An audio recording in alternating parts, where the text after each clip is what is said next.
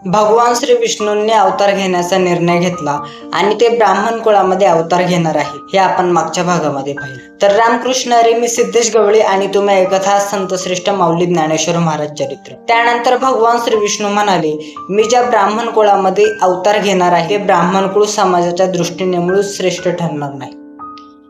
ते ब्राह्मण कुळ शूद्रापेक्षाही हलक्या जातीचं मानलं जाईल. एवढंच नाही तर त्या ब्राह्मण कुळामध्ये आम्ही जन्म घेऊनही आमची मुंज केली जाणार नाही.